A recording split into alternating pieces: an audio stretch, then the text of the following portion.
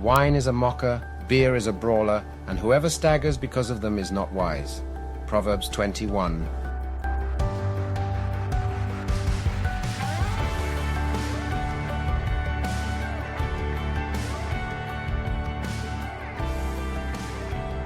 How's it going? It's going. I mean, it's going okay.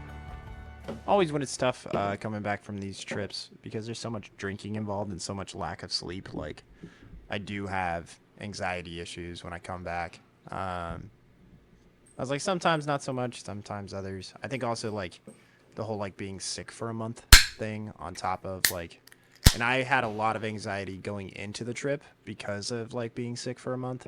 Oh, yeah. I was just like, I had a lot of where I was like, should I go? Should I not go?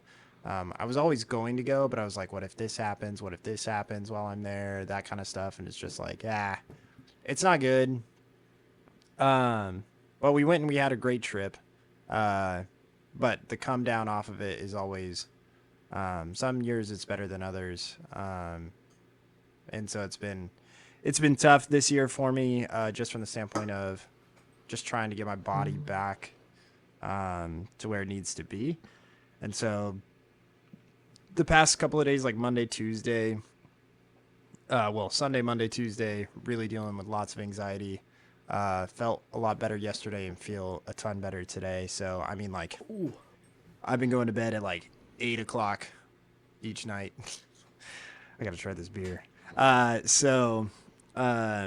just making sure I'm getting all the sleep I can and stuff. And that's been good. So, recovering, doing well. Also, how I'm doing is fantastic because today is opening day baseball, for everybody but the Dodgers and the Cubs, so the Dodgers are 3-0 right now, baby. But opening day at Dodger Stadium, got the win against the Tigers tonight. Didn't show up here until after I had seen, the final. Tigers. They played a good game. Tigers, it was 4-5. So it's a good game from the Tigers. Yeah. How are you doing? Same. I'm tired after 2 weekends out of town, and now I got a third, which I'm also not looking forward to. We're going camping with a family, which that's not why I'm not looking forward. It's like camping. Well, it's not camping the way our friends Jay and Brett Adams camp, but it's still, we're going to Pinnacle, which is from my understanding, it's the newest and it's the least attended national park. There's no cell phone service. There's no Wi-Fi, which I'll be fine with. Go unplug for a weekend. But I don't do well when I don't sleep well, and so the prospect of sleeping on a cot in nature with my allergies has kind of got me a little anxious. Yep. A bit anxious, but I'm going to try to power through it so Papa doesn't miss a family camping trip. So, yep. And then this week's been, I mean, it's been good, but a lot of putting out fires and solving issues, and but also some good strategic meetings with key partners of ours. So it's a little bit of hit and miss. Today was a shit show, though. Today was just, it was a lemony snickets day. I can talk about that later, but and then yeah. So, well, let's just tell the date right now. Took the granddaughters to school, came back. We've got one of those electronic door locks, and it'd been lagging for a while. You know, you push the button and normally it's supposed to go ring, and then it's been ring, ring, ring, and it's like really working. So I was like, all right, it's time to change the batteries. Change the batteries, can't get it to work. Like, I mean, it turns on, but it doesn't do anything. It just screams at me beeping. Yay. And I was like, I don't have time for this. So I do some work, but it's now time to So it's later in the day, and now it's time to go run errands because I got to go buy a bunch of stuff for this camping trip. Right. So, all right, the lock needs to be reprogrammed or something. An hour later, and mind you, I'm not a moron around the house. I'm like, I'm not a plumber. I'm not the best electrician, but I'm not a moron around the house. Electronics don't confound me. Right. I was on the internet. I had YouTube I up. don't understand how to use the remote. Which remote works the TV again? I was like, how can this cannot. So then I was like, my God, I'm going to have to find my actual key. I don't even know where that is. Turns out it was on my key ring. So that was good. I was looking through keys through a drawer, and I was like, which was somewhat, on a side note, was somewhat helpful because I have a set of keys to Las Vegas Motor Speedway. Nice. Somewhere. And I just forgot to take them, but then anytime I was asked, hey, did you bring your keys? Like, I have keys to our office, the building. I have keys to that death hole in turn 4 that unlocks that. I've got all these keys. And I've been screaming for years, I need keys, I need keys. And then I didn't, stop. I forgot to take them. So I was like, I think these are the keys. So I threw them in my backpack. And then looked at my key ring, and there it said Quickset. I was like, oh, that's it. That's the brand. So at least I had that. But I was thinking, well, we're gone this weekend. No one's coming over to watch the house. So either I need to get this fixed or go get a key made. And then took one crack at it. And it was the dumbest problem. So I've got, the world's biggest collection of batteries that you buy at Costco, and I have the Duracell ones. And I grabbed 4 batteries out of that package and put those in.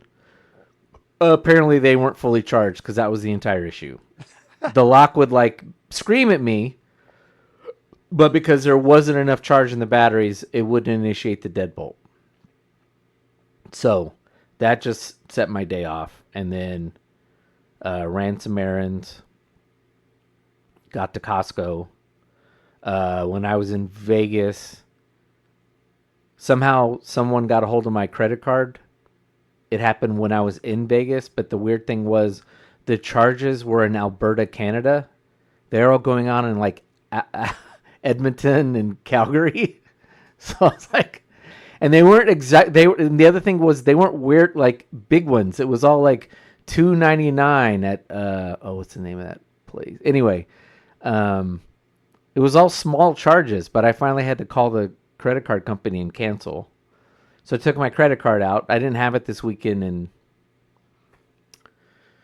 Sonoma, but I have it. So I was using my debit card. But I get to Costco, go to the bathroom first, walk out of the bathroom, and about halfway to the front door, I think, oh no, the credit card at home that I canceled is also my Costco membership card. Oof. Because why carry 2 cards around? So I had to go to the membership. They had to give me a new card. That took 5 minutes. Got inside. Was having another issue with my bank card, apparently, because then I went to go check out and it wouldn't take my bank card. I put it in and said decline. I was like, whoa, hey, what's going on here? And then I pulled out my super bougie titanium Apple card and tried running that. And the guy was like, whoa, we don't take that card. And I thought he meant the metal card. I was like, the machine doesn't know. It just has the chip. And he said, no, we don't take MasterCard. I thought that makes sense because you guys have your Visa card that's branded. Right. So I'm standing there with $200 worth of stuff. And I'm like, well, I don't really have a way to pay. So he's like, well, just put your card over there and call your bank and see what we can figure out. I'm like, okay, well, we'll try this. So I went over there and I managed to do it. I worked it out with the bank, and then they released the whatever hold was on it, and then walked out, was on my way, went over and got food at the food court for tonight, 2 chicken bakes, was 3/4 of the way to the door and realized, oh, where's my receipt? Reached in my pocket. Oh, here it is. Pulled it out. It's a Winco receipt. Oh, no, this isn't good. I didn't grab the receipt from the machine. So then I turned back around and I go over. And of course, it was in the self-checkout. So they're all packed. I'm like, oh, no. What happens now? So the person that's helping out, I said, hey, when you're finished with her, can you help me out? So she comes over. I said, I forgot my receipt. She goes, which one were you at? I said, over there. What do I do? Do I have to go over to customer service and then print me out a new one? She walks over there, looks around, looks on the ground, picks it up, hands it over. And then I was like, yeah, it's been that kind of day. It's been that kind of day. So, and that's not even including some of the nonsense, stupid stuff at work. So, anyway, Sounds eventful. so it's good to be drinking beer, which we are drinking. This is one of the beers we got on the trip this weekend, which I'm sure we'll talk more about. This is, by the way, if you're listening to this, just heads up, this is a show about nothing.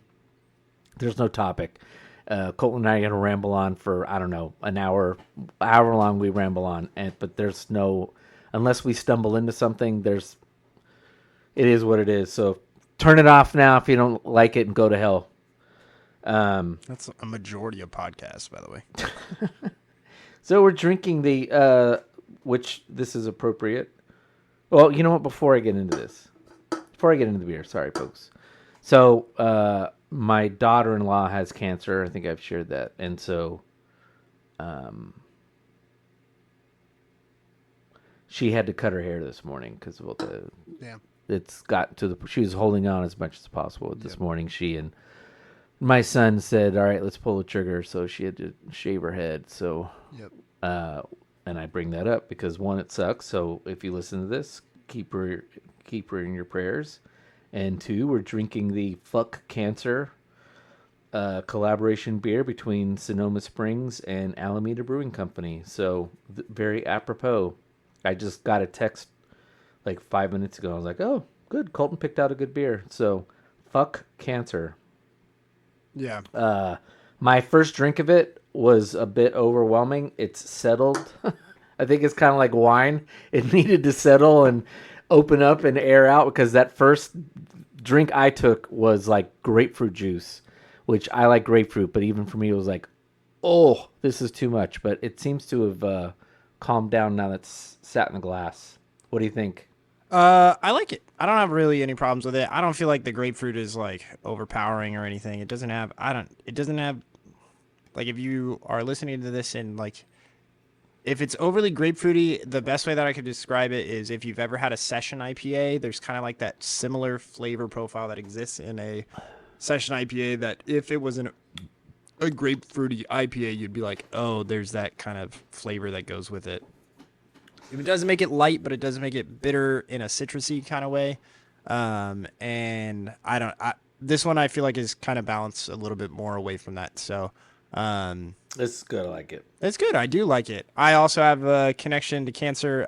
My sister, just this last year, had a very rare form of cancer, and very rare to have at her age. She had a cancer that was causing lots of problems. Life expectancy wasn't great to start, but then things were able to come through, and so she is all cancer clear for the time being. And I mean, she is, it's just one of those things where when you have cancer, you're really waiting for that 5 years after everything's all removed, the all clear kind of thing. But for the time being, she is all clear. So we're just hoping that over the next 5 years, nothing ever shows up again. So fuck cancer. Fuck cancer. The can Really is very simple, but elegant. It is gorgeous. This bluish green label is fantastic. Yeah, which cancer is represented by the blue ribbon? It's colon cancer. It says on the back. Oh, nice. Very fitting that what causes colon cancer? Beer. But Northway Brewers and colon cancer warrior Sean. Oh, good grief! It's two guys who own a brewery. North Bay Brewers and colon cancer warriors Sean Whitaker and Justin Green came together to brew this to shine a light on overlooked menace, colon cancer. This beer won't be a cure, but it will bring awareness and help to the cause through the donation of a portion of sales proceeds to support charities focused on colon cancer prevention and research. Fuck cancer. Cheers, Sean and Justin. Cheers to Sean and Justin. Also, something that we don't really talk about on the show, we talk about how, and I think that this is true. I think that there's a lot of push for it out there. We pushed it on the show as far as mental health, but I do think that cancer is scary, but there is a lot of stuff going on right now where the sooner you catch it, the better. So if you have something, I was like, as much as it sucks, as much as you feel like I am a hypochondriac, so maybe I'm not like the best person to tell you to go to the doctor. But I try to refrain from going to the doctor, just so we're clear. But I will tell you that I think that if you are ever concerned, know that there are people out there that can help you. If you're like, something doesn't feel right or whatever, please go see medical attention. We need people to... Lots of lives can be saved just by you not sitting there and feeling like, it's nothing, and just rub some dirt on it and just move forward. Yeah. Or even those people that are... I feel like who I'm speaking to are those people like my sister who's afraid to go to the doctor because they don't want to be told bad news. Yeah. Whereas if you go to the doctor and they tell you the bad news, they can tell you that it's not bad yet and you caught it in time. So I would also like to say I think we need to rethink our funding of cancer, the cancer issue. I know everyone's trying to find the moonshot or whatever awful catchphrase they want to cure cancer, and that's fine. I'm not saying we shouldn't be doing research on it and spending a good amount of money, but I think a lot of the money that gets raised, including with this, but like when NFL, any of the sports leagues do it, like the NFL, a lot of that money would be much better served if that went to a pool of people who are going through cancer, who can't afford it, or their families are struggling, or make sure we have more equitable, high quality cancer centers around the country. yeah, Because I don't read extensively on it, but we're not anywhere close to solving it than we were before. And so, again, I'm not saying we shouldn't be spending a lot of money on research, but I think a lot of the money that gets spent on research is, I hate to say it, in some ways a vanity project by a lot of scientists who are just like, after a while, it's like, how many people do we need chasing this? well, And like I said, there's a lot of people out there who would be much better served getting quality treatment and everything else that goes along with helping families out and everything during that process, so that it's not as scary and it's not as onerous, and you have just a lot more resources. So, well, and I feel bad for for my sister's situation, she got to do an experimental type of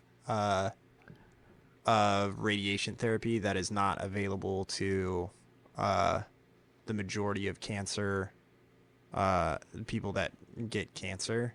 The reason why is that that really it's only young people that are that they only have so much, and so they're trying to give it. And I know it seems dark and sadistic to sit there and be like, so you have this ability to do this, and it's like, yeah, but we're trying to help. We can only do so much with what we have. right. And so they focus on young people because they have, more time, more life to spend, kind of stuff. And my sister got hers completely paid for through cancer research because it was such a rare form of cancer. She was just basically like a test dummy. Like it was like all of them were, she had 5 or 6 different scientists and doctors all looking at her labs and stuff and trying to get information from it.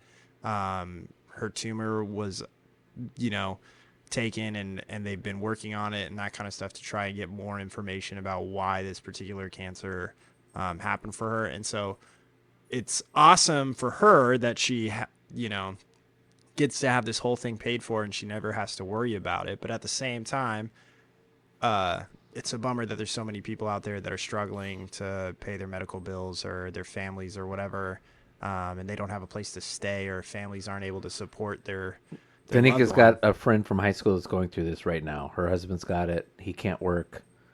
She can't work enough to pay the bills and take care of everything and get him to cancer. And then they can't really afford the cancer stuff. And so, Well, and then like if you're over 65, they're just like, all right, well, yeah. time to let it run its course. You know? Well, because again, we've thrown it all into research, whereas I think if we put it more into treatment as well, there'd be more resources to treat. And so the older you are, there's more access to it. But yeah, I mean, it's a minor gripe of mine. It's one of those Well, things. and don't If get me I wrong. ran the country for a day, that's what I would do. The but treatments are also brutal on the body. Oh, absolutely. Like it's not like I understand when it comes to 65 where it's like not a lot of 65-year-olds are going to be able to take the beating that chemo and radiation does to the body. yeah, And so, those are realistic conversations and that kind of stuff. So I don't know, but I do agree with the can. Fuck cancer. absolutely. So what else? Maybe this is going to be the shortest episode ever. 22 minutes in. 22 minutes in. I mean, you can talk about the trip from the weekend. Trip went well. Planned it a little better than last time. We were a little more intentional. Did everybody get paid? I don't know. I think so. I got paid. I was like, do you feel squared up? I feel squared up. I don't have any problems with anything. I was like, I feel squared up. I don't think I owe anybody. I remembered on Monday or something, or late Sunday. I think it was Monday that I owed Andy for the half the single malt, and it was something else. It was like 20. Oh, he bucks. sent out the moonlight thing, and I was like, Oh yeah, that was it. When he sent that, I was like, oh yeah, I forgot, because I was paying for my 6 4-packs of beer, and then I forgot he paid the tab, and then so he sent that over. I was like, oh yeah, I need to pay that, and I need to pay the half for the yeah, and then Balvenie 21. and then I don't think out of all the receipts, I never saw the Dust Bowl one, so that's why you got my Dust Bowl payment like super late on Monday night, because I was like, I don't think I paid him for Dust Bowl. I thought you paid me earlier. I don't know.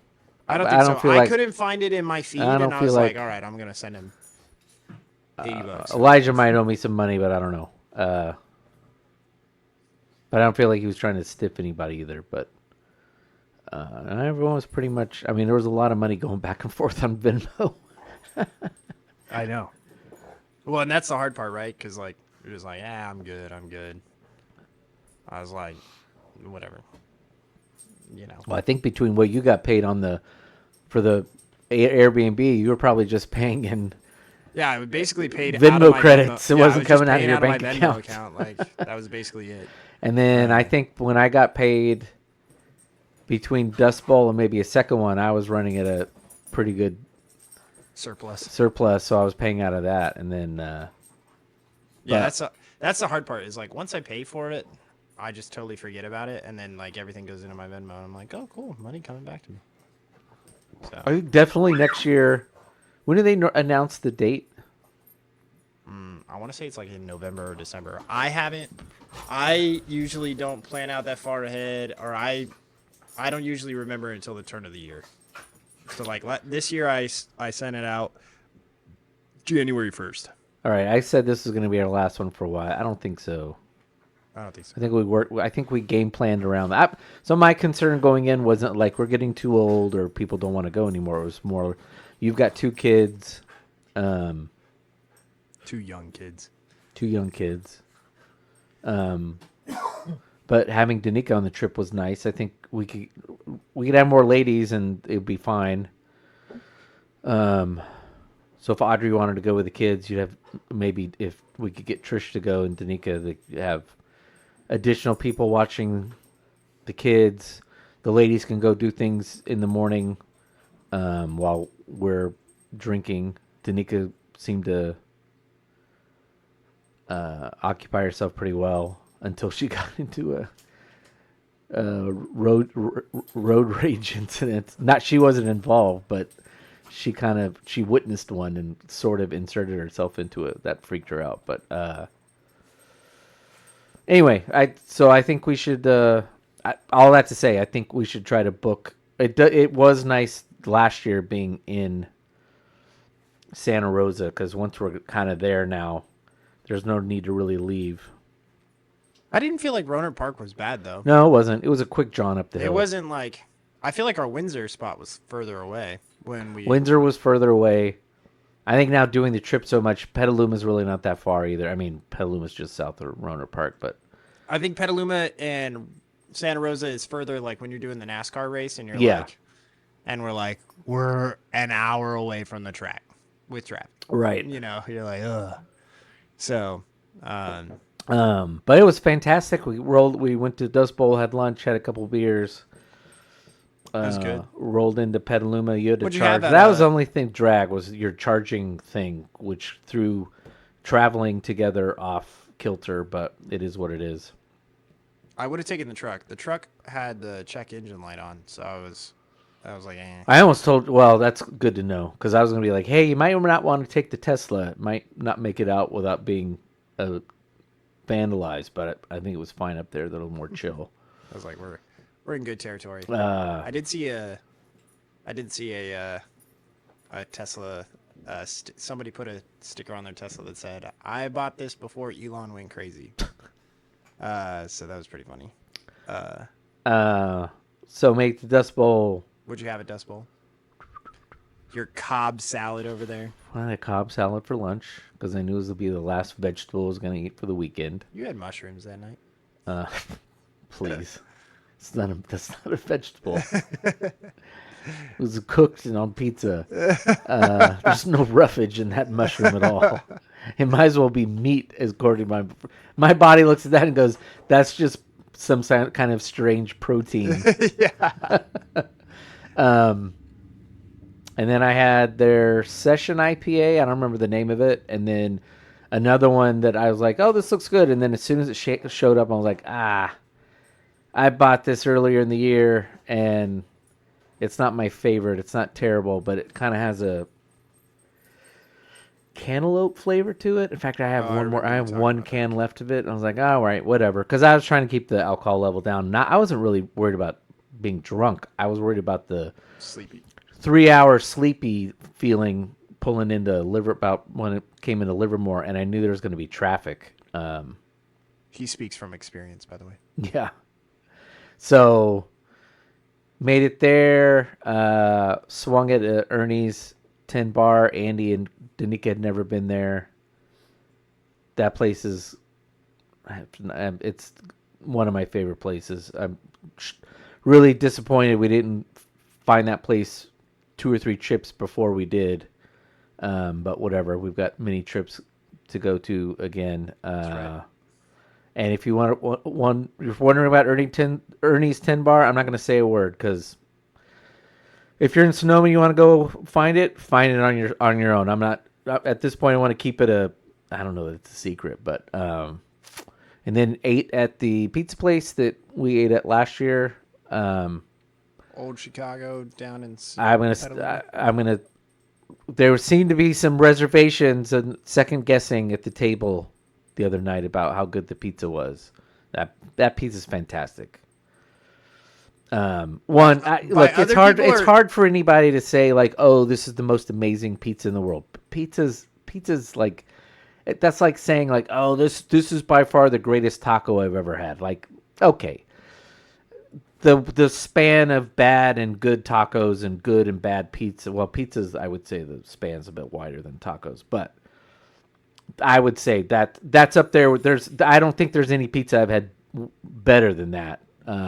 Maybe on par somewhere, but and certainly if you like Chicago style pizza and you have a hard time finding it, that place does it. So I liked it a lot. I was like, I said, I was concerned about like overhyping it, where I was like, oh yeah, we're gonna go get this pizza joint and it's great, whatever. And then we get there and I'm just like, I was like, oh man, we could have just had a one-off where it was just like, or we were like super hungry where we got there and we're like, oh man, this is so good, just like, yeah, greasy food after we had just drank a bunch of beer and stuff.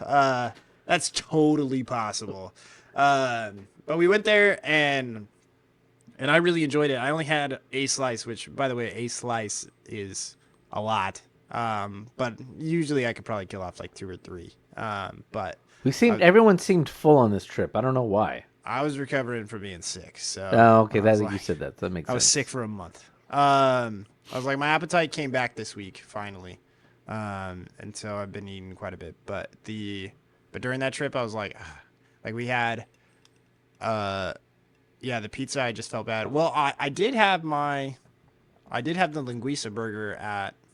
Oh yeah. At Dust Bowl, which, by the way, that's fantastic. Somebody else should order it sometime and at least know what I'm talking about, because that thing was delicious. It's kind of a bold move because linguiças. There's good linguiça and there's bad linguiça. So I guess they use good linguiça. It wasn't like perfect linguiça. Like, I mean, but they picked the right linguiça to put on a burger. Yeah, but I mean, like, the best linguiça around is made in Tulare. Yeah, no, I know. But it's just like, even then around here, it's like, yeah.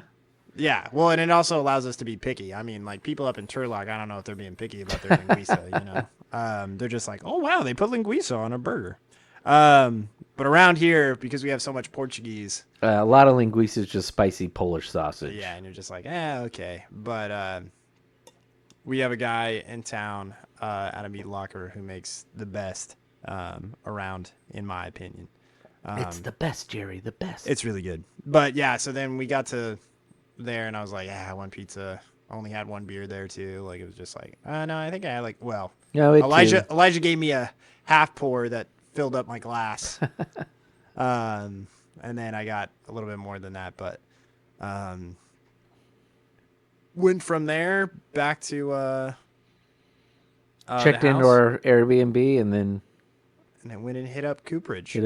Cooperage, which Cooperage's new downtown location. Yeah, I think they still have the other one. They just expanded. Yeah. Which is good for them.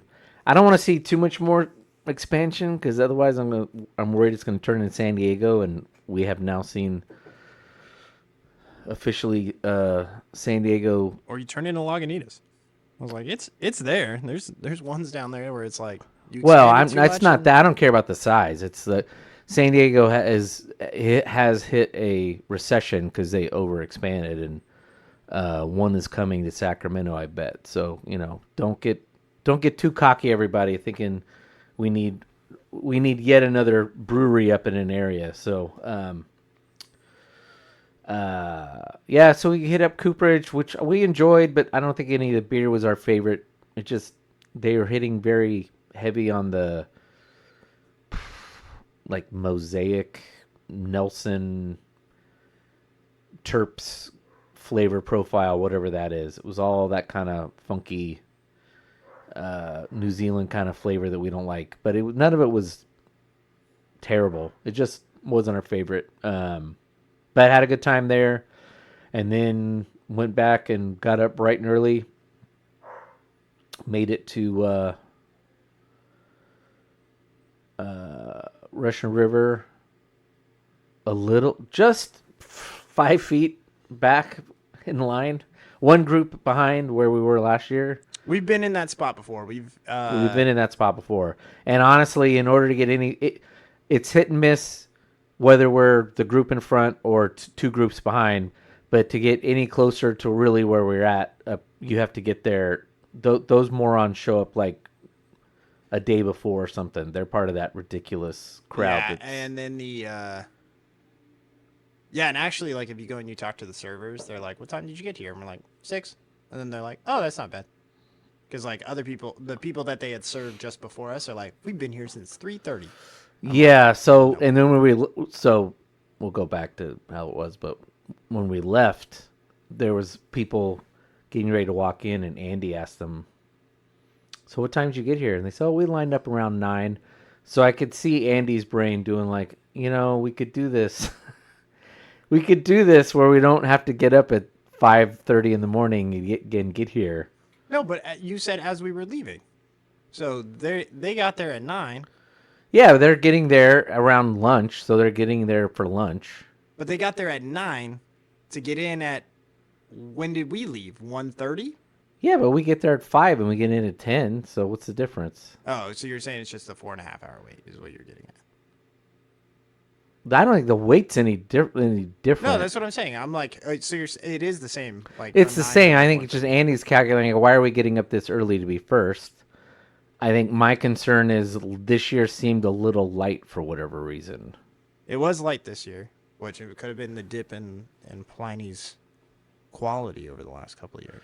Could have been that. I don't know. Could have been anticipation of weather. I don't know. Yeah, I don't know. Could have been because Trump's president. Who knows? Who knows? So I'm a little reluctant to gamble on that. Actually, the only way that I feel bad, I don't feel bad about sitting in line at 6 a.m. because I don't mind getting up and waiting in line at 6 a.m. That doesn't bother me. I get up at that time to watch soccer. Like, I'm just like, there's nothing like that I'm doing that's like, again, and actually, and as somebody who has waited 8 hours in that line before, like, I'm just like, it's way better to just get up at 6 and sit the 4.5 hours. Yeah, I don't mind waiting at that time of day. Yeah, there's nothing going on anyway. I like our routine. I like the whole get up. Everybody's kind of quiet and chill at 6 a.m. You're just kind of like waking up. You're just chilling. And then as things liven up, people are conversationals. You don't have to. Sometimes it can be hot out in the sun. You're like, ooh. So you don't have to worry about that. You do have to worry about the cold in the morning, which hopefully you were prepared this year. It was a little chilly. The heavy jacket that I have I'd left in Los Angeles with Jamie's house, so Elijah was cold. So I had I had 2/4 zips. I had the light quarter zip underneath the medium quarter zip underneath the heavy quarter zip. So it was a little chilly. If I didn't have my hat on, it would have been worse. But that kept some heat in my head. So I was fine. Once the sun showed up, I was like, ooh, I'm getting a little warm. But I was also in full. Which is also why I didn't. That's why I was thinking, like, well, it'll be nice when it warms up and you don't have this heavy jacket to carry around. Yeah. And you have these lighter quarter zip. So. Well, and I was rocking full hockey gear, so like, yeah. I had my hoodie, my hockey sweater over, and then a long sleeve underneath. So, but yeah, the hard part is, I mean, we do hit up Cooperage and we do stay up late that first night because everybody's got energy, everybody's excited for the weekend, all that kind of stuff. You don't want to waste a night. Yeah, you don't want to waste a night, and we go and we have a good time. But this is the first time I've stayed up till midnight the night before going in a while. I haven't stayed up that late. Usually we get back from the brewery like whatever, but Eric showed up late. Not late for him, just he showed up at 9, so he drove straight from work, stopped for dinner, showed up at 9. We went to Cooperage, stayed out till midnight, came back, we all crash. We get up 5 a.m., go about our business. And which, does Andy not get up at 5 a.m. on weekends? Doesn't he get up at 5 a.m. always, usually? I don't know. I don't know. But I don't know how early he goes to bed when he gets in, but 4 or 5, so. Oh, yeah, that's fair. But then we wait in line. Because Eric was like, the only reason why I asked is because Eric's like, this is when I get up. Actually, I got to sleep in an extra 15 minutes this morning. So, and I was like, oh, this is the first time you've ever been here at 6 a.m. Yeah, and then why was it always an issue before? It was funny. So we sit there, and again, we're in that spot. But here's also the funny thing about this year is that we were further back, but when everybody had to put away their chairs, we were actually closer than what we were the year before. Because the year before, everybody was all huddled up underneath the the canopies. Oh, yeah. To hide from the rain, and so we got to sit in the tree. But then when we packed up all of our stuff, we were still underneath the tree. But when we got to actually go in, or wherever we were, we got to move over to the side, or closer up. So Yeah, so that was fine. We waited too long to eat, though, and that was partially because we'd been told that there was going to be a line Nazi this year and didn't pan out. yeah, we had Ended up being chill Craig Robinson for 2 hours. we had Questlove. Questlove. Anyway, and then owners always come out. One of the owners always comes out and says and greets people, which is really nice. First year I was there, it was the wife, and then I've seen the wife probably like 3 I think the first 2 years it was the wife, and then last year he came out. I can't remember his name. It's Brian who owns Moonlight. I've got that in my head. Anyway, the owner, he came out and started talking to us, and I started saying all the right things. He's wondering when we, he knows kind of the answer to the question, but there's no. Did you come up last night? Or did you come up this morning? He chose door number 2. Did you come up? When did you come up today? This morning? No. We came yesterday, and I just said, yeah, we went to Ernie's, and he's like, oh, Ernie's Tin Bar. That's our favorite. They're our favorite vendor, and just went on. So that was number 1. We were in the cool group, and then. Well, because we flagged them with Moonlight, and then we said Moonlight, and so it was like those are the 2 magic words, and now we're inside the inner sanctum, and I've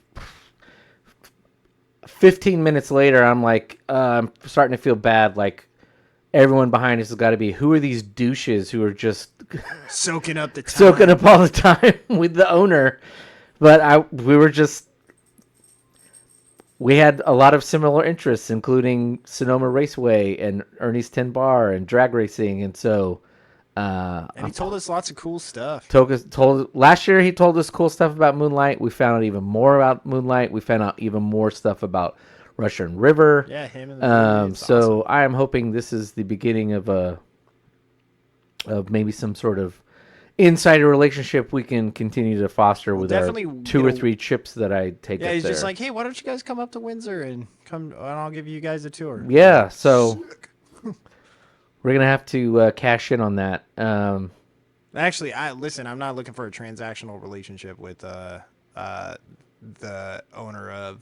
I don't think it's transactional. I know. I feel like what we're getting at here is extremely transactional, and I was like, I don't really actually want that, but I think it'd be great to. I don't need a tour. I just like to really get to know the guy even more. I know. Well, that's what I was. I'm like when he said I worked. When I left Corbell, I was like, whoa, hang on. Which later I remember. I thought, all right, I think I remember that he worked at the Corbell in the.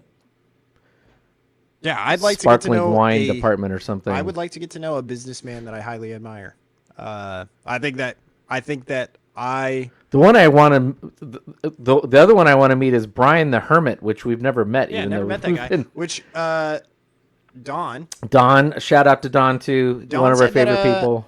Don said that Zach's like our brewmaster or whatever. He's like, oh yeah, Brian, but it's mainly Zach now or something. I don't know who Zach is, but that's what he was saying. So. Whoever you are, shout out. Yeah. So we wait in line. We talked with owner of Russian River. That goes well. Got in a little while later. Oh well, we had to go get a bagel from the bagel shop, but that was after. Story, was that after? Because we don't go and get a bagel till like what 9:00. No, it was later than that. Was it? It was like closer to 10 than 9. We're all starving. They open. By the way, their opening time is 11, but they open up at 10:30 on Pliny days. It probably was 9:30 then we ate. It wasn't a half hour before. Because it was 10:00 when we packed up all the chairs. Yeah. So we probably ate around 9:15, 9:30. Yeah, and so we all go get a breakfast sandwich bagel, which there's a bagel shop right down the street. They make great bagels. It's a nice warm breakfast in the morning. It's great. I don't know. I like mine every year. I don't know if like. We make a joke about the amount of cream cheese, but it's still an exceptional bagel. You I've never you had the can cream cheese, ditch so. cream cheese pretty easily. Finding a good bagel is very hard to do. So most bagels are just Gentile donuts, Yeah, doughy donuts. So that's a good joke. Yeah, they're especially bagels are especially hard to come by in Germany. So,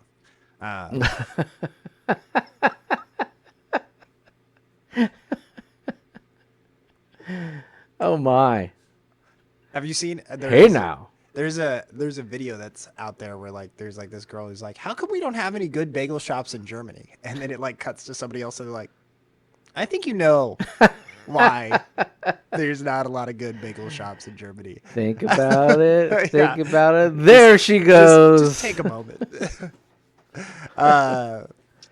Yeah, so the bagels are great.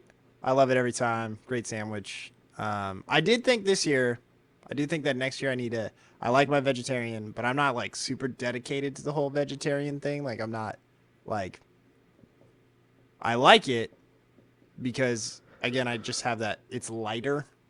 Breakfast is such a heavy meal. But I probably could go for like 2 slices of bacon in there. So at least I got like some salty. Oh yeah. So I just need a little bit more salt to it. Where I was like, okay, or that, or they need to salt their fucking tomatoes. It's one or the other. Which you're supposed to do. Which you're supposed to do. They definitely don't. They're good, but so we get in, and we're all full. Yeah, no, hardly anybody ate, so we just Yeah. drank for 3 hours, 2.5 I was like, hours. we usually like everybody orders some sort of food. We're usually like starving when we get in there. Yeah. We're like, all right, it's time to eat. You know what though? I gotta say, we might be going about this the wrong way, because yeah, I feel bad for Russian River because we didn't drop like $40 on food. By the same token, I don't feel sorry for Russian River because I spent a shit ton of money on beer and bought another shirt that I don't need. So plenty of money was spent. I almost feel like that worked out better because by the time we sat down and ate and drank, our system was already processing the food. When you're in there drinking while you're eating, it's not really, in terms of like alcohol, trying to do anything with alcohol, that ship has sailed. That's not doing anything. So having a nice that late sandwich probably helped in us, because I felt better this year after Russian River and then going on and attacking the rest of the day with other drinking than I had in previous years. So I for me personally, I think it was better. Yeah, it'd be nice to buy some food in there, but I think my stomach was working that breakfast sandwich with egg and ham and cheese and helped process that alcohol from the beer in a better way. So Yeah, I don't know. It was good. By the way, Younger this year is fucking fantastic. Yeah. It's quadruple dry hopped. It's triple IPA. Best it's been in 3 or 4 years, in my opinion. No qualms with the previous 2 years. From me, anyways. But this was like, I never said it was bad. I know you never said it was bad. I'm saying that You gave me a look when you said that. I know, because it's funny to rile you up. The beer this year was fantastic. It was back to that whole like light smooth. It wasn't dry. The last 2 years have been dry. Yeah. 2 years ago more so, I feel like, and then last year I felt like it was better. And then this year it was like, oh, this is light years better. It's very drinkable. Yeah, Very, very so good. drinkable. And then so was all the other beer I had, which I don't remember what I got. I know I got You an got the R&D, which R&D was a pills, Pilsner. and then you got the gold. Oh yeah, the gold, which I brought home. So we'll have some of that on the show in the next couple of weeks. Sometime. By the way, yeah. So the joke that I was saying, if you're listening to this, the joke, I bought so much beer. I came home with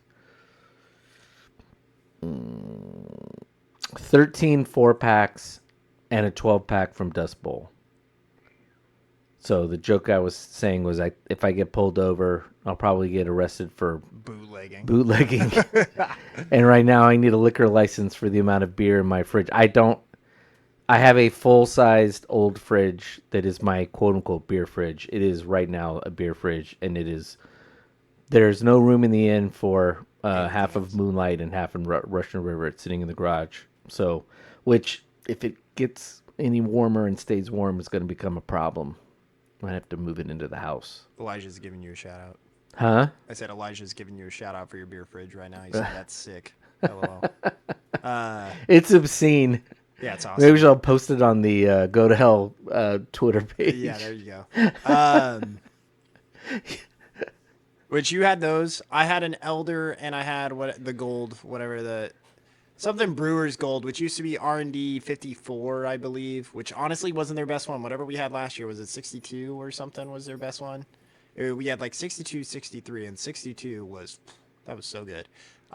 Which if you like the Brewers Gold one, they've made it a part of their menu. They gave it a name. It's not my cup of tea. It's very grapefruit forward. So I was like, ooh, Tim will like this. This isn't my favorite. Which I will say that the best beer that I had on the trip, which is not always the case, by the way, but the best beer that I had on the trip was definitely Pliny the Younger.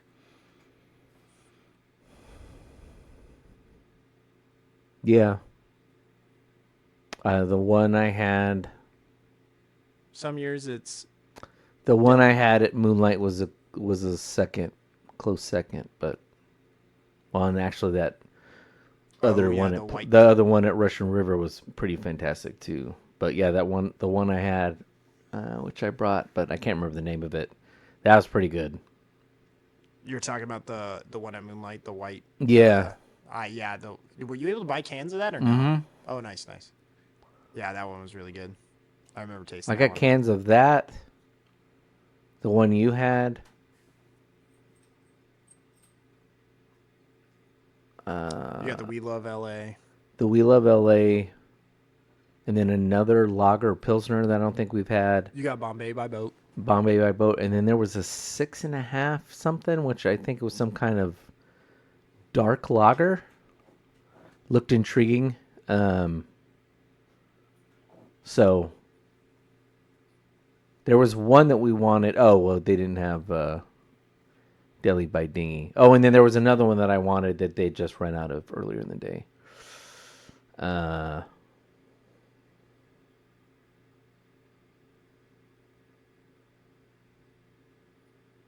So we did.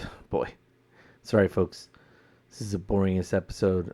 Sorry, this is just the way it is. So we did Russian River and then made it to Willoughby's basically, and at Willoughby's did. Well, Willoughby's is if you've listened to our podcast before, it's our liquor store that we go to right after. Eric always says grocery store. Does it say grocery store on the outside? And I just missed that. Did I say grocery store? No, Eric does. Oh.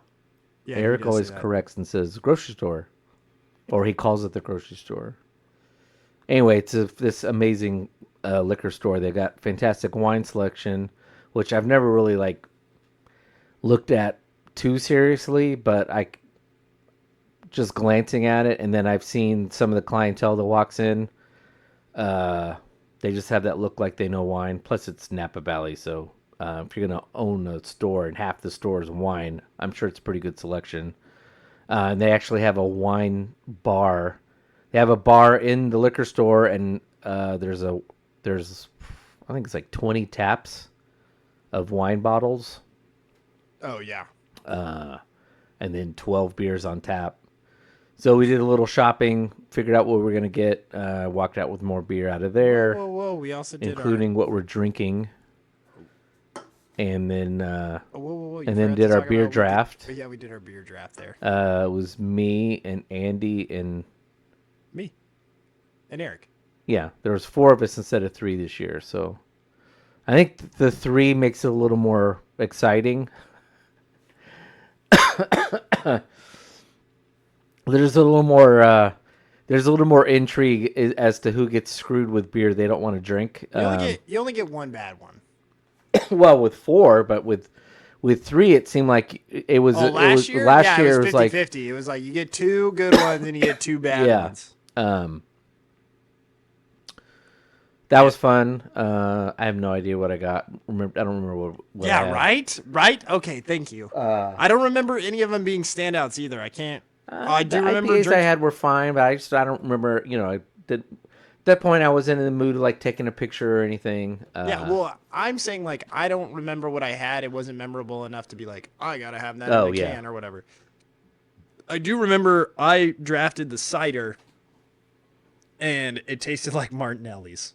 I yes, literally like passed. I was like, yes. I'm not trying to get rid of mine, but I'm just letting you know. And I was like, here, everybody needs to taste this because this just tastes like Yeah. Martinelli's.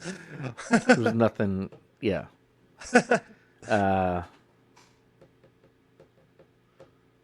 Left there. What did we do after that? We do some shopping. Oh, we went to the bookstore. Well, we went to Steinhaus or whatever. I don't know. Did we I go to never went Steinhaus? Oh, that's I right. never went to Steinhaus. I think I did. But yeah, apparently we went fucking into Eric bought Steinhaus. shit at Steinhaus. This is again. There are certain things that I wasn't around for, and I'm like, oh, people went there. Oh, okay. Like, I think you went straight to the bookstore. We went to the Steinhaus, and there just wasn't anything worth buying. Although Danica bought stuff while we were at Russian River, but there wasn't any cool trinkets or anything. They made it over to the bookstore. I got the complete works of Tacitus for $15. It was an absolute hardcover, total steal. Books in excellent condition. Is it on the desk? No, it's still in my bedroom.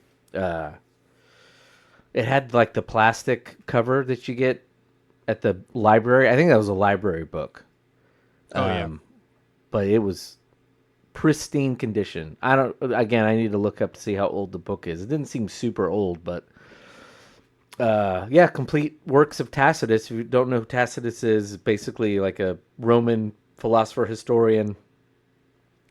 The founding fathers were prone to quote him, as was anybody who had a good education for being like a lawyer or something in England at that time, the United States. You had that kind of formal education.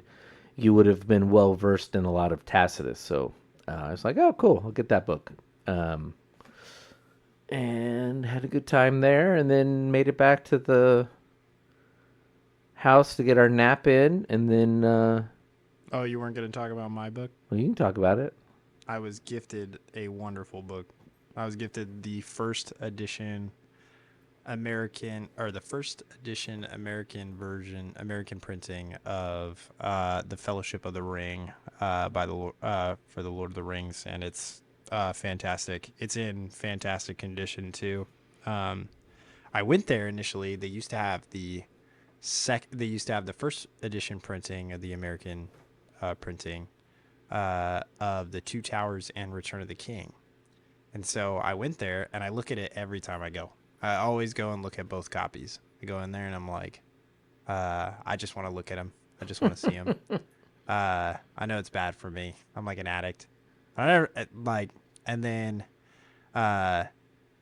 they show them to me or whatever, and I'm like, oh, okay, and I look at them and all that kind of stuff, and I go this time, and I was like, hey, can I see your Lord of the Rings copies? I was like, ready, and he's like, oh yeah, we've only got one. Here you go. And I was like, what? I was so sad. I was like, those were going to be here for forever when my wife was finally going to allow me to buy them. And he shows me the Fellowship of the Ring, and I'm drunk. This guy probably knows that. And I'm like, he shows me, and I'm like, this is the Fellowship of the Ring. And he's like, yeah. And I was like, you don't have the other two? And he's like, no. And I was like, you guys were missing this one for so long. Like, I'm like lecturing this guy on this book. Like, I was like, you guys had the other two in the set, and now you have the final one? He's like, hey, brother, I just started working here. I don't know what you're talking about. Yeah, and I was like trying to explain to him, like, I was like, this is the rarest of the three. There was only like 1,500 of these made. Like, I was like trying to explain to him, and he's like, oh, okay. And I was like, all right, never mind. I'm surprised he knew the price, because wasn't last year the other guy who was like, I need to call the owner? No, or that was on another book. That was 2 years ago. Last year was the actual, like, I was talking with that guy for a while last year. That guy was, he was he was like a library science major at Sonoma State, and that was like his side job. So he was talking about like the owner and stuff, but he nerded out over books, and so me and him got to talk, and he just showed me around the store and showed me like super cool stuff that was there. So that was kind of a lot of fun. But yeah, that was yeah, the guy he's like, I just work here, man. That was kind of the vibe I got. He's like, I'm like asking for books, and he's like, can you show me? He's like, when you say Steinbeck, what do you mean? And I'm like, all right. So, I don't know, it was cool, but yeah, thank you very much. Tim bought the book for me, and I'm very, very grateful. I'm super excited about it. But from there we went home. We took a nap. I don't know if you took a nap. Andy said he took a nap for 30 minutes. These might have been a little bit longer than that. I think mine was about 15. I don't even know when we got home. I think Danica came and woke us up at 6. Yes, very rudely. I didn't mind. But I remember her saying something about 6 o'clock. And so I was like, oh, okay. It's 6 o'clock. I had no idea what time we went to bed. So I have no clue what time. I don't remember. I don't even know if I looked, but I don't have any recollection of what time we. Well, and then we get woken up at 6 o'clock, and then Tim and Andy go out and smoke a stick. It was like, all right, fuck your guys' nap. You guys are gonna be awake for this shit. So we go out there, and we're all hanging out, and then it's like, all right, we're gonna go to dinner after that. So, and I wasn't like bitter about it or anything, but like the more I think about it, the more I'm like, I was woken up from a nap to watch you guys smoke a stick. I didn't even drink a beer. I just sat out there for good conversation. That was all. Yeah, it was just to make sure you went to could fall asleep later. Thanks. Couldn't I sleep appreciate too long. you. Yeah, she definitely woke us up out of dead sleep. But I wasn't bitter about it. Like, I wasn't like, oh, I was just like, oh, it's time to get up. Like, mom was waking me up for school. It was kind of like that. And then we went to Beer Baron. I had a very English style ale at a Beer Baron. Oh, yeah. It was good. I got our Cajun mac and cheese. Mine had a darker roux than Eric's. I think mine might have even been darker than yours. Yeah, it was. It was like we were like the levels of darkness on our roux. It was like mine looked like it had gravy. It was macaroni and gravy. It was good. It was. I don't remember what beer I had there, but I had an 11. You had me at 11. I might have gotten the same one. I think I got the same one you did. I don't know. And then we went over to Moonlight and wrapped it up there. Showed up right when they were closing. Again, shout out to Don for staying open yeah, for but us. Don, we walked in and said, well, guys, we're closing, but I can pour you around. And then I'm thinking, oh boy, there's 3 more guys. We'll wait and see. And he was super friendly about it, so I didn't think he was going to flip out when you guys walked in if he knew you were with us. Yeah. But you guys hadn't even gotten there, and he was, so what have you been doing, oh, Pliny? And I think I mentioned Younger, and then I mentioned Ernie's 10 Bar, and that was it. It was like, okay, we're staying open another hour. That's awesome. Because he didn't give you guys any grief walking in, and then he gave us, what do you call them, fizzies? It's foamies for Foamies. Foamies, which first time we'd ever had Death and Taxes foamies. Yes, the first time we had foamies was he'd poured those, and it was the rice lager. The rice lager, and then, which is good. The rice lager is really good. That was a nice way of having Death and Taxes. So it was. I do like Death and Taxes. It's just not like it's not when I'm there to drink it. No, for the weekend, it's just it's too much of a drastic change. Shout out to Ped. Ped ordered everything under the fucking sun over. Like, he had the Marzen. Oh, yeah. He was playing Beer Battleship. Yeah, he had the pills. He had, what Whatever. He was playing German Beer Battleship. And shout out to Don, because we'd had Don before, and Don was a nice conversationalist, and we found out even more about Don this year. So, Yeah, that's great. Love making friends. Doncho's up. It's your turn to pick, by the way. All right.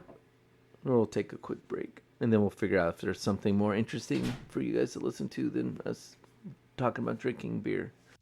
Elevate your space with Jollywood Live Edge custom furniture and discover the art of craftsmanship. At Jollywood, we transform your vision into reality with our exquisite custom furniture and woodworking. We source only the finest woods and materials, ensuring durability and elegance in every creation. Our commitment to the highest quality and exceptional service ensures that every piece we create is not just furniture, but a masterpiece. Experience the perfect harmony of beauty and functionality designed just for you. Call us at 559-553-2010 or visit us on Instagram at Jollywood Official to start your journey today. Jollywood Live Edge Custom Furniture. Crafting quality, creating legacy. What weed concoction are we drinking next? Dank Dominance. All right, I'm gonna we'll drink this because I got it a couple weeks ago. So let's clear out the older stuff before we drink fair. what has If I'm been being- freshly I'm canned. sorry, Jojo. I'm sorry. Because everything I think we bought last weekend was very freshly canned. Well, and if I'm being honest with you, I had no idea that the fuck cancer was from. I mean, I saw it when I had already picked it No, up. you're good. No, you're good. I think I got this in Vegas. Pretty sure. Maybe in Los Angeles when I was undergoing my divorce proceedings. I don't know.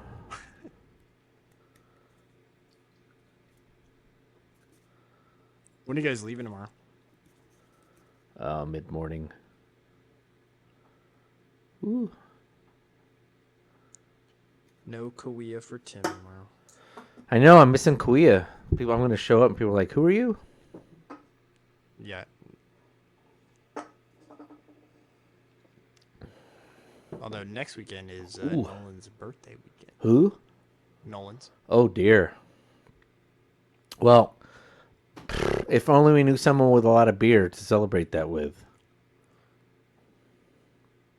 It's dank, but it's also... It's like grapefruit dank.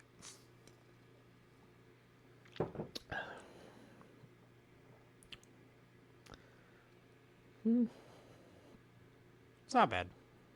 Well, I don't know. I haven't drank that much more of it, but I'll definitely be able to drink a 16-ounce can of it. This is New Glory, by the way. It's their West Coast IPA called Dank Dominance. Oh, it's actually a DIPA. Mosaic, CDZ, and Simcoe. Hops forge a bold, aromatic profile packed with vibrant tropical notes and an unapologetic dankness. Each sip is layered with intense hop depth, which finishes with a smooth, resinous bite. Prepare to be conquered by hops. This one's a sipper with serious dominance. Store cold and drink fresh. Coming in at an 8.2, which actually isn't bad for a DIPA. So... It's not the freshest. That might be part of the problem. It's canned in November, so we're pushing the limit. Wow. That is the limit. Sorry, New Glory. Yeah. It's not terrible, No. It's not but bad. they generally do good work. Well, Uh, after Moonlight, we hit up the best spot to ever get brunch, oh, yeah. as far as I know. I don't frequent brunch places, but it's the best brunch that I Well, even if it's just breakfast. I mean, it's a great breakfast. Most breakfast places are, well, I mean, again, breakfast is a lot like what I was talking about with Linguiça. what hot dogs. Oh, and- bagels. No, breakfast is. I think breakfast is a lot like. Well, it depends on how convoluted the breakfast is, but most American places is just a lot of very basic food you can make at home, and a lot of it. This place is like, I swear, it's very much if Bobby Flay had just a brunch kind of a breakfast kind of place. Although we've never been there during the day. They have a whole other menu we've never visited for lunch and I think early dinner. Really? Yeah, there's all sandwiches and stuff they do. So at some point we need to go in there for the other food because if it's as good as the breakfast, it's probably really good. I think they got like corned beef sandwiches and stuff like that. So I've had something new every single time that I've gone. So it's very gourmet, affordable breakfast. Appropriate portions, not American portions. have you ever had to wait for a table? Did you guys wait this year? We waited for we showed up and Annie was like, "Ooh, this is not good," because there was like 5 or 6 groups out there. But I went in and said table for 6, and she's like, "Yeah, it'll be 15 minutes max." I was like, "Okay, you must know you must know something I don't because the place is packed." But went it's looking outside. like fucking Olive Garden on Mooney. And Yeah. You're like, it'll be a 2-hour wait. Well, somebody noticed once we sit down, the menu says there's an hour. They give you an hour, time limit at your table, so I think that's why she knows. It's like I got these many tables. They're coming up, so I got 5 clearing out. I got 4 ahead of you. So Did you guys ask for outside or? the outside was actually so we stood out there, and there, like I said, there's like 4 or 5 groups in front of us, and the outside tables were pretty empty, and I don't remember who said it, but like, it's kind of nice out here. And I said, would everybody be okay sitting outside? And yeah. So I went in and told her, I said, hey, I just put my name in if we're okay sitting outside. So I don't know, like 3 minutes later, the owner comes out and says, you're okay sitting out here? And I said, yeah, can we just pull 2 tables together? So he pulled 2 tables together, and then, one had an umbrella, so we had a little bit of shade, but it was nice. Such a great day. And actually, I preferred that because my one complaint about their restaurants is they're a little tight quartered around the table. I feel like. You just don't like the music. Let's be honest. What? You It's don't not like the the music. The tables sit really close to the booths. So as a fat man, it makes me feel uncomfortable. But so I like sitting outside. But if it'd been breezy or something, I don't know. But it was perfect. It was great weather. Yeah, you got the chicken fried steak. I've had that before. That's delicious. Oh, it was perfect. Also, there's smashed potatoes. Those are so good. Yeah, Super those are easy awesome. Super easy to make, by the way. They are. Well, the way I'm gonna try their way. The way I make them is I got it from the Pioneer woman. She cooks her a little softer. Yeah. And then takes a potato masher and then mashes them down. Oh, got you. So it's got a little more definition. These are more like flat.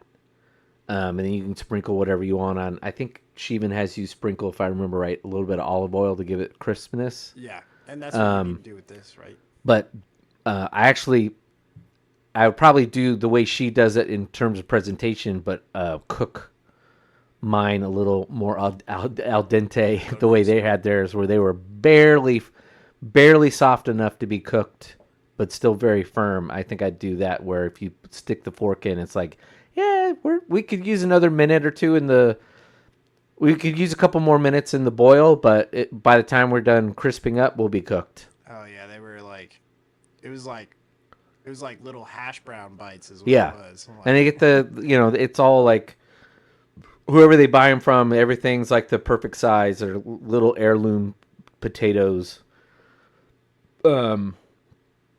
which are hard to find. I mean, you can kind of get them at like Target or something, but they're all always oddly shaped and stuff. These are all very much, again, the place has the feel of a place run by someone shooting for a Michelin star. You get the feel like when the truck shows up, he's checking the eggs and all that. I'm sure it's not like that now that they have 3 locations, but it gives you very much that quality. So Yeah, I got the vegetarian eggs Benedict. Shit was fantastic. They do their own homemade Like, I don't know anybody that's making fucking homemade English muffins. You know what I'm saying? I know. You said they were too thick. I could see that. No, Danica No, did. I did not say Danica that. did.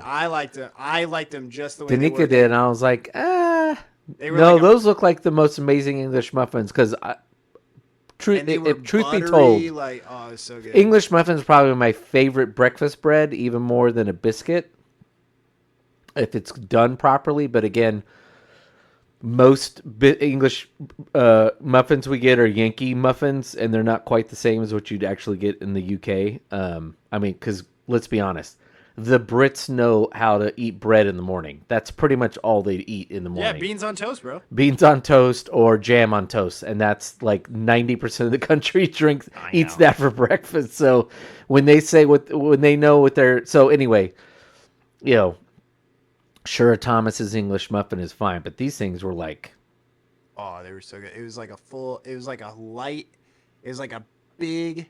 They were like a 1/4 inch thick. Yeah, and they were like a half. No, they were like an inch thick, and they were sourdough, like it just had that perfect kind of like sourdough consistency that English muffins have. It's just a nice little sour bread. They were fluffy, but then at the same time, there was still like that crisp on the top. Like, I bet you they didn't. I don't even know if they toasted the bottom. Like they just. Yeah, he probably threw it on the grill and toasted it that way or something. Yeah, and then but there was butter on them there, and then I mean I went vegetarian, so I had tomato, spinach, poached egg, hollandaise. So it was so good. I'm not a big hollandaise fan. Good. And I've had the corned beef hash there before. I've had the corned beef hash. I've had the chorizo good. hash. What else have I? I've had just the plain breakfast. That was the one year I got fucked on the draft, which no one got screwed on the draft this year. Well, we didn't do an official one, but the way if it had played out, no one would have been screwed. Yeah. I actually pitched before you guys got there. I was like, if somebody really wants to be a dick and is okay with pancakes, they should order the pancakes because it'll just ruin Eli's day. I think Eli would have been fine because they had waffles and French toast. Yeah, I was like, but I think Andy said, well, they got 2 other sweet bread things, but yeah, eggs Benedict was not going to happen for Elijah. no. Well, again, that's the other way to do it, where you draft for somebody else. Yeah, well, and that would be a great way to do it. Like you write down what you're going to do. You how would we do that? Oh, that would be fun. Oh, and you just order for the person next to you or whatever. No. You write it down. Everyone writes. To figure this out. So yeah. So. I mean, I did feel. Oh, I don't know if I'd want to do that there because I'd probably get stuck with the. Dude, he was so the salmon hollandaise or whatever that Kellen had the first year, which I was like, I wouldn't have liked that. Oh no, that's probably like the only thing on that menu that I'd just be like, I could pass on that. Yes, he got the salmon Benedict. And I say that I could actually probably eat it, but it's definitely not my first pick. No, like, I'm not trying to have salmon with breakfast like that. I don't know. It's just categorical in my mind to have that in the evening. But I mean, like people get a lox bagel all the time, and I mean, yeah, I'm okay with sometimes. So that was the trip. We didn't meet up at Dust Bowl because it was later in the day. Did you guys even stop? What time did you get home? We got home around 3:30. Yeah, that sounds about right. We got home 4:30. We stopped at I can never remember the name of the place. The least amount of traffic that I've ever experienced going through fucking Oakland, though, coming back. That was nice. Berkeley. Oh, we avoided Berkeley because Apple said that the Oakland Marathon was going on. Oh, no way. So we took... Oh, I don't think I told you this. Oh, breaking news for Colton on the podcast. Yeah, so I looked up where to go, and it was like alternate route Oakland Marathon. I was like, what does that have to do with the freeway? But it and Waze was adamant about it. So I was like, all right. So we take that route. We took the leaving. Sonoma Raceway route. Yeah, well, basically we took that route past Ernie's, Yeah. turned left, and we're going towards Sonoma Raceway. And I was like, Andy at this point had pretty much made it clear he's wanting to go on the trip in July. So I was like, hey, let's take a quick detour. I'll show you the track. And he's like, can you get in? And I said, he said, okay. I said, we'll see if anything's going on. And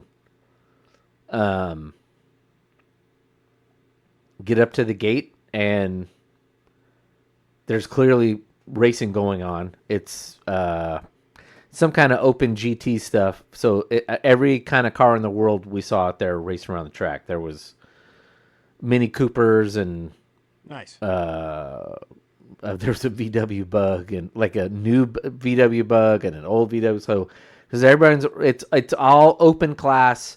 There's probably 5 different classes of cars all racing out there at the same time. It's just Nice. folks having fun. But we pull up to the gate, and there's 2 people there manning the gate. And she's like, so are you here as a spectator? And I said, actually not. I want to get up. I need to go up there to the admin building and meet someone. And she's just like, okay, and just let me through. So I went through, turned the corner, went up to the admin, parked, and walked Danica out there to the edge of the admin building over their little winery. And I was like, behold, Sonoma Raceway. And so they're like, wow, this is really cool. And then I'm standing there thinking, at this point, I have free reign of this place. Right. So it's not like Vegas.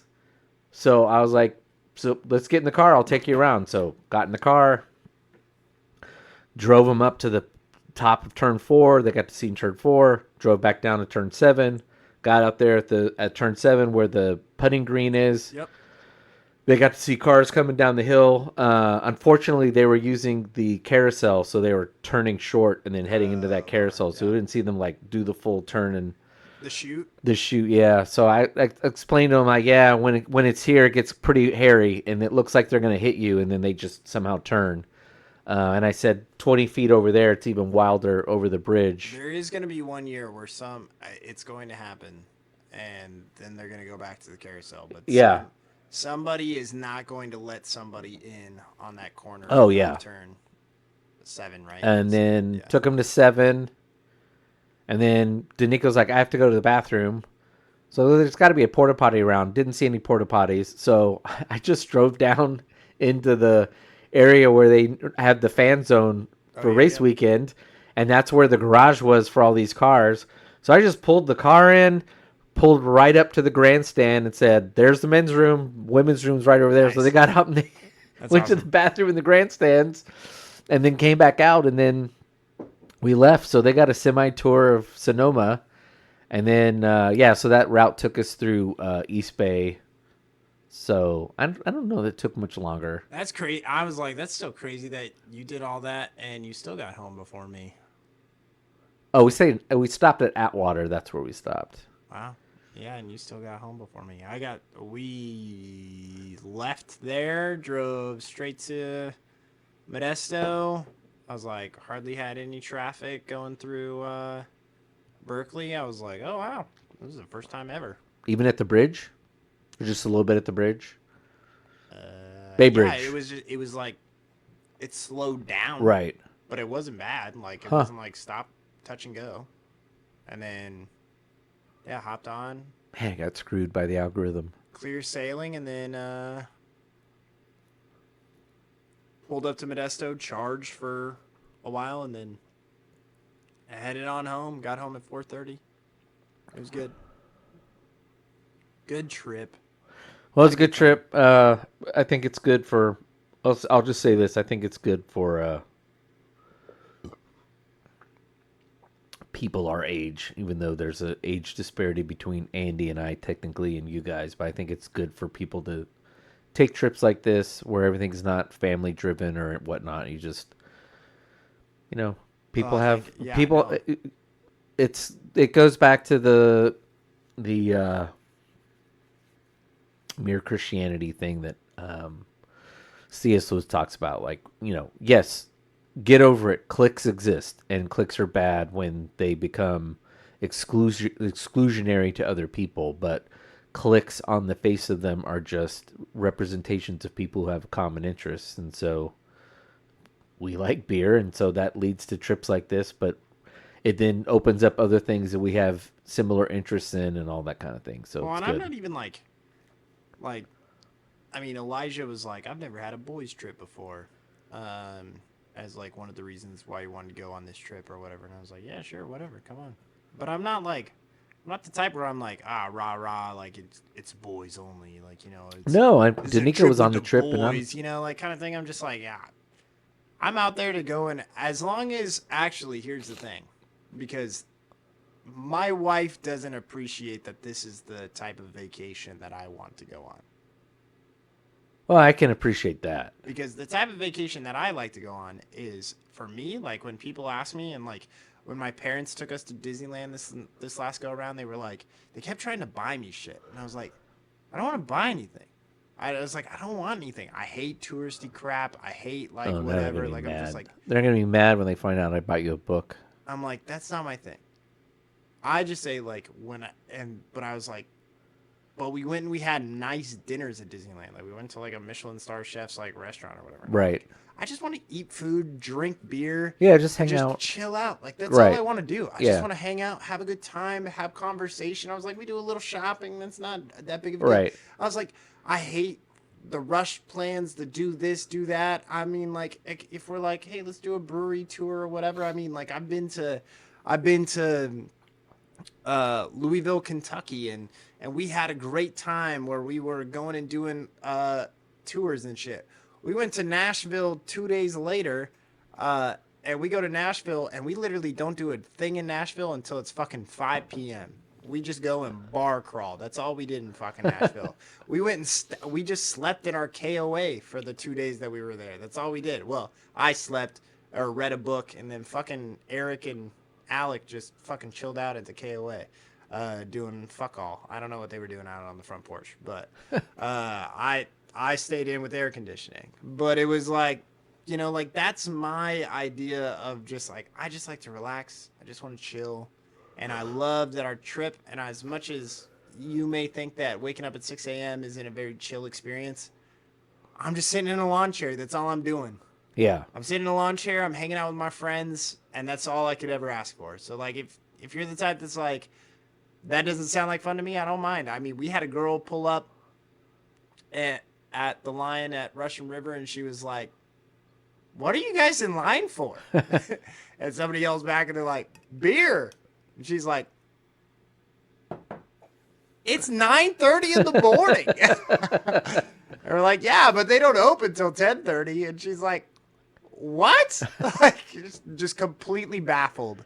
And I get it. Like, I get that that's not everybody's cup of tea, but for me, that's an ideal vacation. I love having my friends there.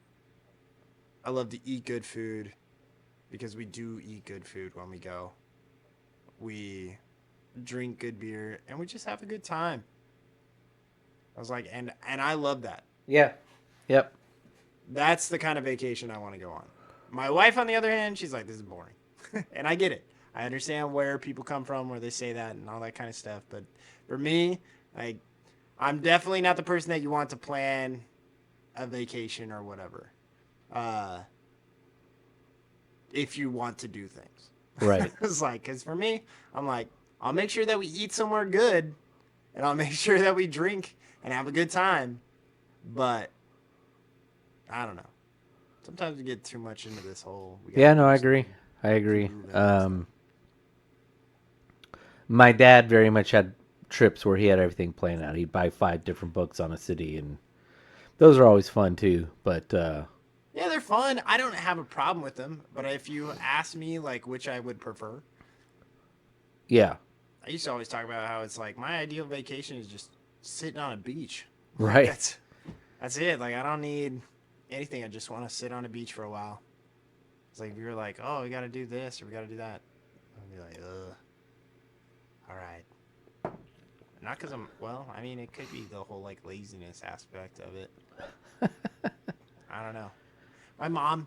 I don't know. We're as Americans, we're programmed that not do anything is lazy, and I think that's not how most of the world works. I don't think that's how God actually intended. I think we're actually programmed to have do nothing time.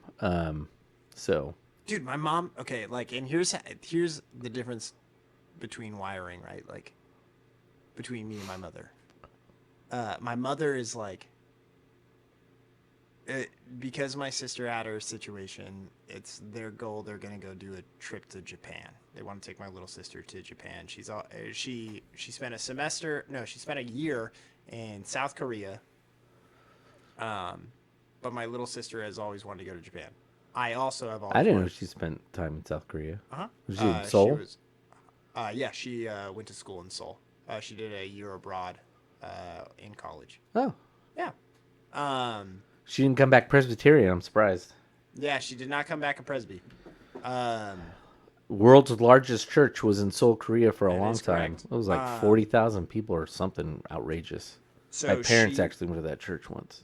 So they were, so they want to go to Japan to, do. I've always wanted to go to Japan, and so, I'm like bouncing ideas off my mom or whatever, and I was like, so what are you guys gonna do, And she starts explaining all this shit, and I'm like, what? And I was like, okay, where are you gonna eat? And she's like, I don't know. And I'm like, what? And I keep talking to my dad about like places to eat and all this kind of stuff. And my dad's like, oh yeah, whatever. I don't really know. And I keep trying to convince him that they need to eat at a 7-Eleven because the 7-Elevens in Japan are where like, that's their fast food. Like that's where a lot of them go. And Really? Yeah. And it seems weird to us because, a 7-Eleven, you get like, what are they, wizard fingers or like the hot dogs that have been on there for so long or whatever. But there they have like most, if you go and ask them like for what Americans think is like really good Japanese food, as far as not, well, even sushi, if you were to go ask them where's the best place to get sushi or ramen or whatever, they'd probably tell you, they're like, oh, 7-Eleven has like a really good whatever.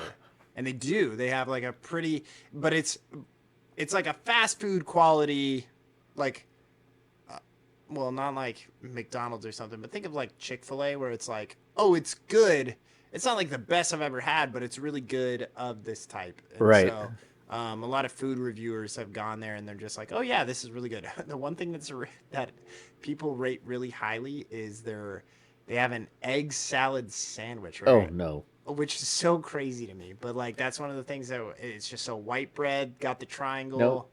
and I mean I don't like egg salad, so there's no way I'm eating it. But that's one of those things where it's like kind of these weird things that 7-Eleven is. Why don't we just go to Noodle Bar?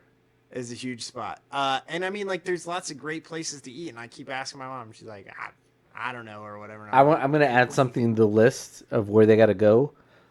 Tower Records is still thriving in Japan. Oh, no way. They have hundreds of locations, if not thousands, all across Japan. Awesome. And before Tower Records went under, the largest one was in, I think, Tokyo. If I went there, that'd be like and I don't care if all the labels are in Japanese. I just want to be in a record store again for the first time. And I know we have record stores, but Tower Records at its peak was like the closest thing to a church for me, because you could walk in, they had all this music, and then they had these just huge sound banks of music, and you just walk up with a set of headphones like what you and I have on right now, and you had like you had a bank of buttons, and you just press a button, say, let's listen to this CD, and you listen to it, and I could kid you not, some of the best CDs and bands I ever discovered were just from that. Like I've mentioned them on the podcast before. Doves. It's another one of those, I think, Manchester bands. They put out like 4 albums. Their debut album, this was like, I don't know. What's the name of the spot that used to be in the malls that used to do that? I don't know. Oh shoot. But they all closed once the iPod came out. Yeah, and that's what that kind of did in Tower. two things did in Tower was, Because you could still get CDs, but yeah, but there's a really good documentary about Tower Records on Amazon right now, this is why I know there's Amazons in Japan, because they did. So they went over and when they did their big like push expansion, like they were all over California, and I think the first place they moved to, I think even before, it was either right after New York or before New York, they went over and started one in Tokyo in Japan, and it was a huge success. They found out after after Tower Records got liquidated and went bankrupt, someone told the founder of Tower, yeah, they're still alive and kicking in Japan, and the guy was so he loved Tower Records so much he didn't even care that they were basically using his trademark. So they whoever owned them in Japan like flew them out, and they did a big tour of all these and like the staff's doing them like Jesus came, because this is the guy who started the whole thing, and they still look. They have all of the tag phrases. They look like Tower Records, so they've stayed alive and kicking. nice. In a corner of the world, but I should definitely tell my dad, because my dad would love that. Because right now, my dad's main thing that he wants to do when he's there is he wants to do the Mario Kart. You can literally ride a Mario Kart go-kart through the streets of Tokyo. That's what he wants to do. that sounds like a dumb idea. I'm like, That sounds insane. yeah. I don't Tokyo. I've driven in Milan, Italy, and that was the most harrowing experience I've ever had. That, mind you, I was 16, but still, those people. There's no like. Imagine just inserting a car into a horse and wagon culture, Yeah. and there's no like in the United States and the UK where like rules got set up. It's just like, oh no, we're gonna just drive at the car and it was the most like, oh, I'm gonna die here. And granted, I had just been driving in Germany like a week before, so where everything's is nice and luxurious, and you're driving at 90 miles an hour, but the roads are nice and wide and clean. So Japan to me, just from what I've seen on television and movies, would seem a little bit like you're going to shit your pants. So you might want to watch what you ate before you drove in Tokyo. Well, and then my mother her big thing is she wants to do fucking Disneyland in fucking Japan. Oh dear. And I'm just like, I don't know. I'm not insulted by it. But is that in Tokyo, or is that? I think that's in It's just outside of Tokyo. Okay, I was going to say, or is it one of the nuked towns? And I'm like, I'm not insulted by it, but also at the same time, I'm just like, Mom, there's so much. I was like, you have Disneyland here, like you've been, and I know that for her, it's like, for my mother, it's like, this is the one time I'm going, like, and so this is what I would want to do if I went. And I'm like, okay, whatever. Which is such a bummer, because, like, for me, I'm like, I would love to go see the architecture all around Tokyo with, like, not new architecture. I mean, the new architecture. I want to go to one of those temples. I'd love to go to the temples. I'd like to go to Kabuki Theater as much as Kabuki Theater. Much as I'm not like, I'm not sitting there and saying like, oh, that's like the best thing ever. Like, I would still like to see a traditional Japanese play where it's like, I want to see the white and black mask and do the whole thing. Like, I would love that. I was like, have traditional sushi. My mom's like, we're not gonna have any sushi. I was like, I'd love to have a ramen in a traditional like ramen shop where it's like, where I'm not allowed to talk to the person that's like next to me. Like we're all in a you got to slurp your noodles. You got the divider or whatever. You have to very, very loudly slurp your noodles. You have to slurp your noodles, which I do slurp my noodles. You do. You taught Danica to do that too, so now she does it. I'm like, you don't have to do that when it's just the two of us in the house. And that's fair. But also traditionally, just for everybody that knows, a bowl of ramen is not meant for you to be a conversationalist about. It was actually created as a meal that was supposed to be for the working class, for you to eat quickly before you had to go and work your shift. So it was like, or like in between your shifts for lunch. And so a traditional bowl of ramen is meant to be eaten in 15 minutes or less.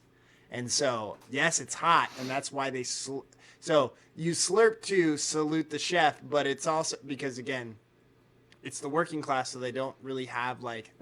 There's not like a manners kind of thing, Yeah. so it's become a part of the culture. But like that whole slurping thing is actually to also aerate the hot noodles that are going That's into a your good point. mouth, because you only got 15 minutes to eat it. So they even recommend in the book that's there that you don't even order it with a beer, because it's like there's not really like a beer that complements ramen very well. It would be nice to have fresh Asahi or Kiri Ichiban made in Japan, or some of these other. Well, our sushi guy in Visalia, the town next, well, where you live, but a part of the Visalia metropolitan area, he gets. I don't know how he gets these Japanese beers imported, because he's always got like 2 IPAs imported from Tokyo, and Those are good. I like them.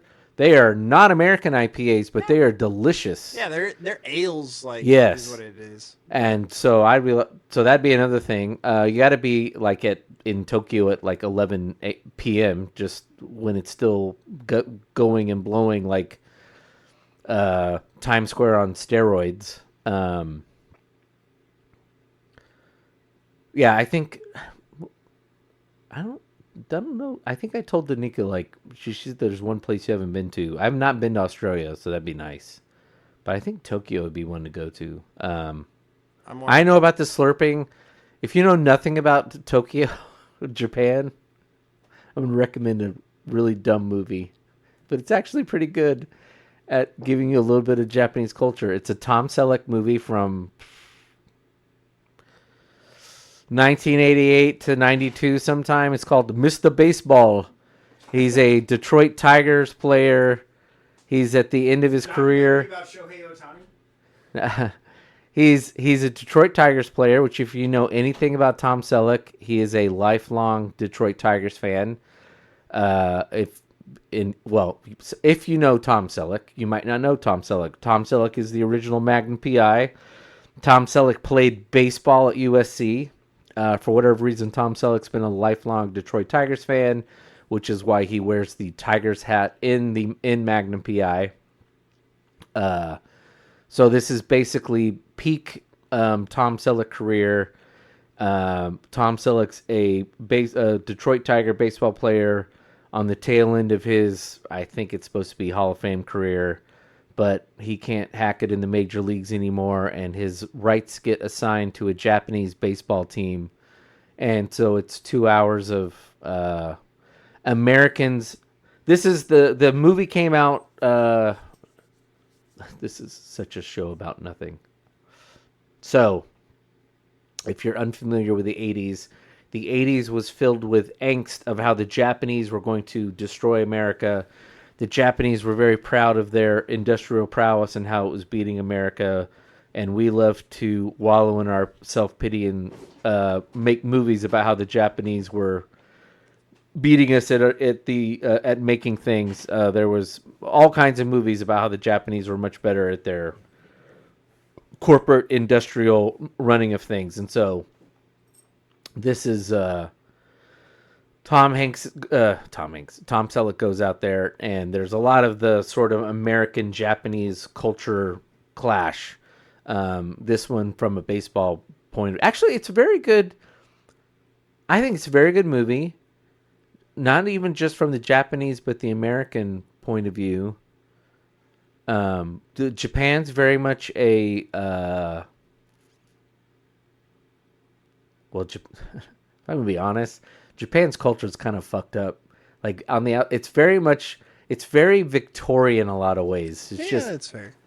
It's on the outside it's very prim, but behind the scenes it is a wild, like sexually and everything. It's pretty deviant, but they put it behind closed doors. That is not to cast stones, because again, the Victorians were very good at that. The Americans have been good at that. We're like, and in some ways, I think that if I had the choice between the two, I would prefer everybody keep all the freaky stuff behind closed doors instead of in front of people. For a variety of reasons, mainly children.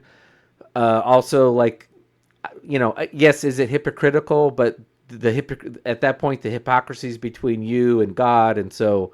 I mean, the way that I would best describe it is honestly just the Japan is running 1960s America type. I was saying the same. I was going to say 50s, but 60s is Yeah, true. 1950s, Yes, 1960s.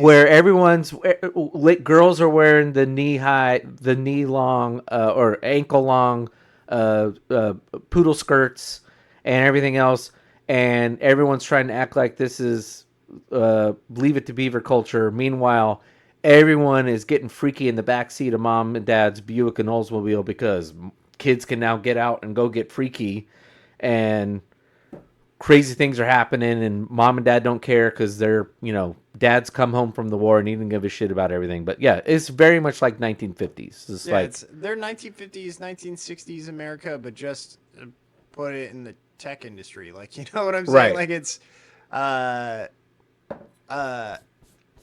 and so, I mean, anyway, if you can find Mr. Baseball, the movie, watch it. I watched it last year. I think I popped up on Prime probably. I was like, oh, hell yeah, I'm going to watch that again for the 20th time.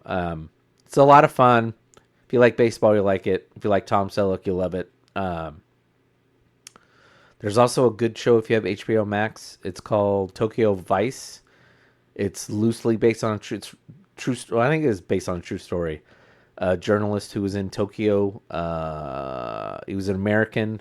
He got a job working at a newspaper in like the 90s, I think it was, as a first year out of college. And it's 2 seasons, and it's him, one, trying to exist within this Japanese culture where he's a round eye. There's a word they have for that. Shoot. And they use that word in the movie I was talking about too. Which, yeah, basically means foreigner, outsider. Gojin. Is it Gojin? Yeah, Gojin is a... Gojin. It's a So it's him trying to exist within this newspaper culture of being a Gojin, and everything's very, like, you got to put in your time, and they don't look kindly upon go get it attitude, and trying to go out and get the story and break the stories. Like, here's your job, do your job, don't go outside the bounds. You're breaking Japanese understood cultural line to do that. But he ends up getting himself wrapped up into the very much into the Japanese mob. It's wild. It's a wild, and I guess he wrote a book on it and everything. So he was like 25 or something, but he was fluent in Japanese. So he'd learned Japanese in college, and went over there to be a newspaper writer. He wrote in Japanese. There's really cool scenes where it shows him typing.